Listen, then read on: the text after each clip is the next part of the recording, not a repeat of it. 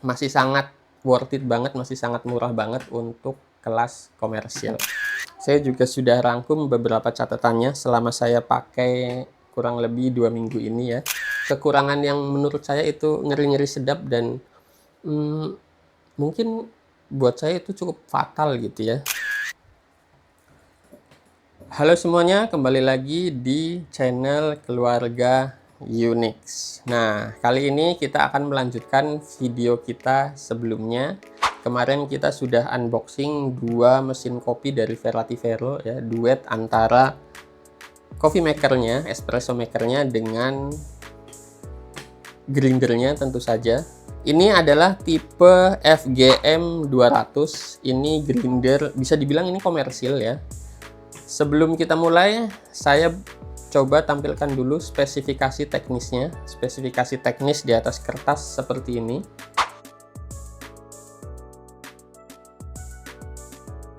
Itu dia spesifikasi teknis di atas kertas dari grinder Verratifero FGM 200.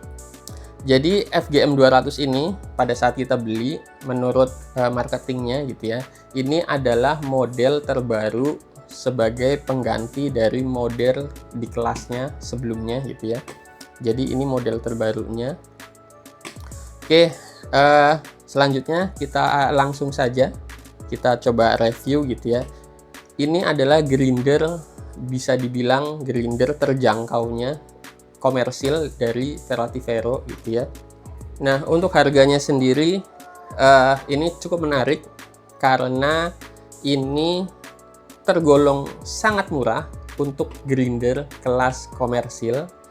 Tapi kalau dibandingkan dengan home grinder gitu ya, ini dibilang mahal juga nggak terlalu mahal gitu ya, tapi ini sangat murah sekali jika dibandingkan dengan grinder komersil. Dan bentuknya, saya suka sekali bentuknya, gagah sekali gitu ya, nggak kalah dengan grinder-grinder komersil yang kurang lebih bentuknya sama seperti ini gitu ya.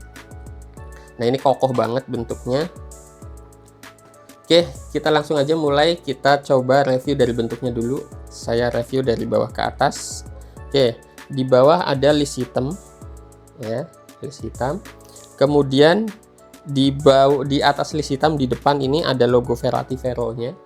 Kemudian di bagian bawah sini gitu ya, ini ada cekungan. Ini cekungan ini semacam wadah untuk kayak bubuk kopi yang tumpah gitu. Jadi dia ketampung di sini supaya mudah dikumpulin dan dibersihkan. Oke, kita ke atas ada garpu ya. Ini garpu untuk tatakan portafilter. Jadi kita bisa taruh portafilternya ya ala-ala grinder komersil lah ya. Di sini di atas garpu ini ada tombol. Nah, ini tombol juga bisa kita tekan untuk ngegrinder tentunya ya. Jadi kita tinggal taruh portafilternya, kita dorong, dia nyala dan dia akan ngegrind biji kopinya gitu ya, dan bubuknya langsung jatuh ke portafilter. Oke, di atasnya ada corongnya. Ini corong tempat turunnya bubuk kopi. Ini stainless steel harusnya bahannya, karena ya semua yang kontak dengan makanan, semua kontak dengan kopinya gitu ya, harusnya food grade, dan ini stainless steel harusnya. Oke, kita naik ke atas. Di sini ada adjustment untuk grind size-nya. Kita bisa putar kanan kiri gitu ya. Kemudian di sampingnya ini ada penguncinya. Jadi, dan ini adalah tipe adjustment yang klik gitu ya. Jadi bukan yang stepless atau yang bisa kita geser semaunya, tapi ini tipe yang klik karena ada bunyi kliknya kalau kita geser. Kalau mau geser atau kalau mau adjust gitu ya, kita buka dulu kuncinya, ada di sebelah kiri ini. Kita tekan penguncinya untuk merilis kuncinya, baru kita putar. Klik, klik, klik, klik. Nah, dia bunyi ya. Kalau sudah selesai, kita lepaskan penguncinya, kita lock lagi ke posisinya, dia nggak akan bergerak gitu ya. Dia akan kunci di posisinya. Jadi kalau kesenggol-senggol dia tetap aman. Oke, sebelum ke bagian atas, kita ke bagian samping dulu. Di sebelah kanan ini ada saklar on off-nya, dan ini ada dua mode otomatis dan mode manual. Kalau di mode manual, kalau kita nyalakan, dia akan ngegrind terus ya, ngegiling terus sampai kita matikan secara manual. Dan ada mode otomatis. Di mode otomatis ini adalah mode yang mengaktifkan tombol yang di depan ini, yang di depan garpu ini ya, di depan alat gilingnya. Jadi kalau kita masuk mode otomatis, dia akan nyala ketika tombol yang di depan ini didorong atau dipencet. Itu. Kemudian di sebelah kiri ini polos ya. Kemudian di sebelah kiri belakang ini ada, harusnya ini pengaman ya, sekring. Di sini ada pengaman sekring, warnanya merah kecil gitu. Di belakang tentu saja ada kabel colokan. Oke, setelah itu kita masuk ke bagian hoppernya. Jadi hoppernya ini itu bisa dilepas. Nah, ini corong hoppernya ya, bisa dilepas dan tidak usah takut tumpah karena di sini ada stoppernya nih. Nah, kita deketin coba. Nah, ini ada stoppernya yang bisa kita tarik dan kita masukkan lagi gitu ya. Nah, ini posisinya lagi stop atau kita tutup, jadi biji kopinya nggak tumpah. Itu jadi aman. Kemudian ini hoppernya, tempat biji kopinya harusnya sih 1 kilo ya lah ya. Coba nanti saya baca spesifikasinya lagi, tapi ini cukup besar. Ini hoppernya semuanya plastik bening. Kemudian ini tutupnya. Nah, ini tutupnya. Jadi tutupnya ini ada gripnya untuk pegangan tangan biar nggak susah ketika buka tutup. Nah, ini gripnya ya, jadi kita bisa ambil gampang. Oke, itu dari bentuknya si FGM 200 ini. Oke, sekarang apa sih kelebihan dan kekurangannya? Oke, kita bahas dari kelebihan atau kekurangannya dulu ya. Kelebihannya dulu deh. Oke, kelebihannya dulu saya sudah punya catatan ya. Kelebihan dan kekurangannya. Kelebihan yang pertama adalah desain dan build quality-nya. Saya seneng banget dengan build quality-nya. Ini bentuknya nggak kaleng-kaleng gitu ya. Semuanya logam kecuali bin hoppernya ya, plastik. Dan ini nih pengunci ini. Penguncinya itu plastik. Itu harusnya tidak masalah, tapi so far saya seneng banget dengan build quality-nya, semuanya logam, kokoh dan berat gitu ya. Sesuai spesifikasi yang tadi ditunjukkan beratnya. Itu dari build quality saya suka banget, itu bagi saya itu kelebihan.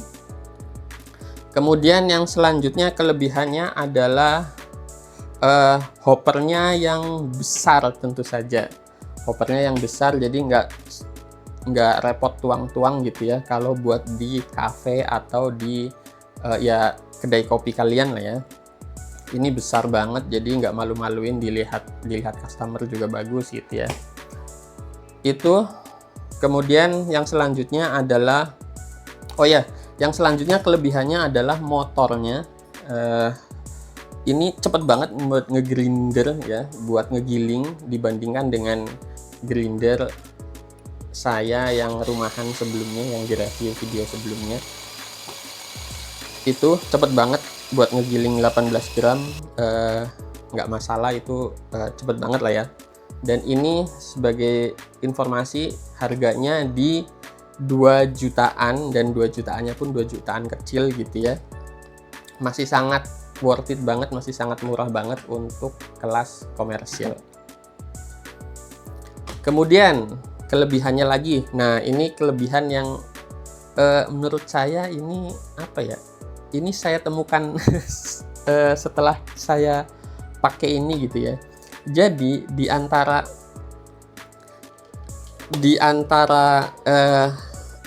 bin hopper,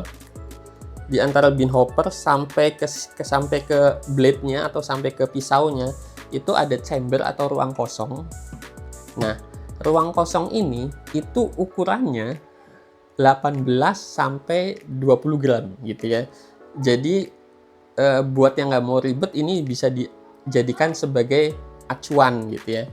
Jadi kalau kita buka stopper buat binnya gitu ya, kita buka, kemudian binnya turun gitu, kemudian kita tutup lagi. Nah, bins yang ada di chamber itu ukurannya kalau saya giling itu antara 18 sampai 20 gram. Ini memudahkan banget ya buat ngira-ngira kalau misalkan kalian kerjanya mau cepet.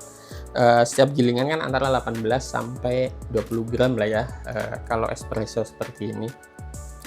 Itu gampang banget, walaupun masih kadang kelebihan, kadang dapat 19, kadang dapat 20, tapi nggak pernah sampai 21 sih ya. Ya antara 18 sampai 20 gram lah ya, kurang lebih seperti itu. Itu kelebihan yang menurut saya menarik juga dari si grinder FGM 200 ini. Oke, selanjutnya kita akan bahas kekurangannya. Apa sih kekurangannya grinder FGM 200 ini? Saya juga sudah rangkum beberapa catatannya selama saya pakai kurang lebih 2 minggu ini ya. Yang pertama, ini sebenarnya kekurangan kosmetik aja sih. Jadi di sini di bawah itu kan ada logo Verati Vero gitu ya. Nah, logo Verati Vero-nya ini kayak apa ya? Kayak sablonannya atau catnya itu buyar gitu. Jadi nggak kebaca gitu ya. Itu kekurangan kosmetik menurut saya, tapi tidak mempengaruhi fungsinya gitu ya. Kemudian ini adalah grinder tipe klik gitu ya, bukan tipe staples. Jadi untuk akurasi yang sangat minim, kadang saya misalkan di klik 1,1 gitu ya, itu terlalu kasar. Ketika di klik 1,2 itu justru terlalu halus gitu ya. Jadi ini tipe klik yang nggak bisa kita pakai di tengah-tengah antara kliknya gitu. Itu menurut saya pribadi saat ini itu kekurangan gitu ya, karena sebelumnya di grinder yang home grinder itu staples enak banget, kita geser-geser gitu ya, kita bisa adjust semau kita, tapi ini enggak, ini tipe yang klik gitu. Oh ya, dan ini tipe kliknya itu nomornya nomor 1 sampai 19. Nah, 1 ke 2 itu sebenarnya garis 1,1, 1,2, 1,3, 1,4 ya. 1 sampai 19 kali 4, karena setiap angkanya ada 4 step, 4 klik gitu ya. Ya tinggal dikalikan 4 aja, ada berapa klik totalnya. Itu yang menurut saya itu kekurangannya sih. Jadi kita nggak bisa pakai di antara klik itu ya. Kemudian kekurangannya lagi, karena ini tipe klik dan di sini ada indikator warna merah gitu ya untuk menunjukkan klik keberapa sih. Nah, indikator ini itu adanya di body dan dia nunjuk ke adjustmentnya ya, klik adjustment tadi. Ini menurut saya itu nggak presisi gitu ya. Jadi tanda panah ini itu kadang ada di kadang tepat di angkanya, tapi kadang geser gitu di antara tengah-tengah ya. Itu menurut saya kekurangan sih ya, walaupun nggak berpengaruh ke fungsi ya, karena kita kan patokannya kliknya, bukan ngelihat indikatornya, tapi agak aneh aja gitu ya. Jadi panahnya itu nggak presisi ke garis kliknya gitu. Itu kekurangan yang menurut saya perlu diperbaiki lagi. Masukan mungkin buat Verati Vero. Kemudian yang selanjutnya adalah karena ini kekurangan selanjutnya, karena dia tipenya dari atas ke bawah gitu ya. Pada saat menggiling itu dia, kalau saya pakai portafilter gitu ya, terutama portafilter yang nggak pakai ekstensi lagi, ini kan ada ekstensinya ya. Nah, ini sebenarnya bisa diakali pakai ekstensi. Ini berantakan. Jadi pada saat ngegrinder pakai ini, walaupun saya pakai ekstensi ini ya, ekstensi dosing tambahan, itu selalu ada aja bubuk yang nyebar gitu ke kanan, ke kiri, ke atas, ke bawah gitu ya, berantakan banget dan bikin meja jadi kotor. Nah, itulah kenapa untuk giling ini saya nggak suka pakai langsung pakai portafilter di bawahnya, tapi saya lebih suka pakai ini nih, dosing cup yang bentuknya seperti gelas. Jadi dia masuk begini ya, masuk di corongnya, kemudian buat nyalain kita pakai jari kita buat menekan tombol grindernya gitu. Ini kekurangan yang menurut saya perlu diperbaiki lagi. Mudah-mudahan didengar sama Verrativero begitu ya. Oke, selanjutnya kekurangan selanjutnya adalah, oh ya, kliknya ini kan ada angka 1, diklik 1 atau diklik 0 itu, ini preferensi bins masing-masing ya sebenarnya. Jadi diklik 0 itu kadang saya merasa biji hasil gilingannya itu terlalu kasar. Jadi ketika diekstrak pakai Verrativero yang espresso makernya, ini terlalu ngucur, terlalu deras gitu ya. Jadi ketika saya pakai di 0 sekalipun itu kadang masih terlalu kasar, dan itu nggak bisa digeser lagi gitu ya. Itu kekurangan. Kemudian kekurangan selanjutnya yang menurut saya ini agak ngeri-ngeri sedap gitu ya. Jadi pada saat diklik paling rendah sekalipun gitu ya, klik 0, di sini nggak ada 0 sebenarnya, adanya angka 1. Tapi kita anggap klik 0 ya, karena di paling kecilnya itu setiap saya ngegiling gitu, setelah selesai ngegiling itu ada suara seperti besi bergesek gitu ya. Besi bergesek seperti ini nih.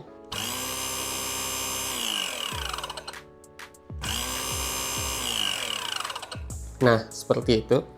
Besi bergesek. Begitupun di angka setelah 0 itu, atau setelah 1 lah ya. Karena ini paling kecilnya 1, tidak ada angka 0. Di klik 1,1 klik, di 1,1 lah ya, itu juga masih terdengar suaranya gitu, suara seperti pisau bergesekan. Saya nggak tahu, saya merasa itu seperti besi yang bergesek gitu ya. Jadi ngeri-ngeri sedap aja gitu ya. Nah, jadi mau tidak mau, buat saya pribadi, gilingan paling kecil adalah di klik 1,2 gitu ya, atau 2 klik dari klik yang paling kecil itu. Jadi defaultnya itu gitu ya, walaupun agak ketika dibikin espresso itu masih agak ngucur ya. Jadi paling saya akalinya adalah tampingnya saya lebih kuatkan lagi gitu ya, biar nggak terlalu ngucur hasil ekstraksinya. Itu kekurangan yang menurut saya itu ngeri-ngeri sedap, dan mungkin buat saya itu cukup fatal gitu ya, yang mungkin bisa diperbaiki lagi untuk kedepannya di grinder jenis ini. Nah, cuma saya tidak tahu, saya juga belum bongkar apakah ini bisa dibongkar dan bisa dikalibrasi lagi setelah dibongkar gitu ya. Saya juga belum tahu, dan saya juga belum berani bongkar karena ini masih baru banget gitu ya, masih in rain lah ya. Saya juga baru 2 minggu makainya. Itu dia pengalaman saya pakai grinder Verrativero FGM 200. Nah, gimana nih teman-teman, yang ada yang udah pakai juga nggak nih, atau teman-teman yang berencana mau beli gitu ya. Itu tadi pertimbangan, kelebihan dan kekurangan dari saya. Oke, mungkin sekian dulu video review grinder dari Verrativero FGM 200. Terima kasih sudah menonton. Bye bye.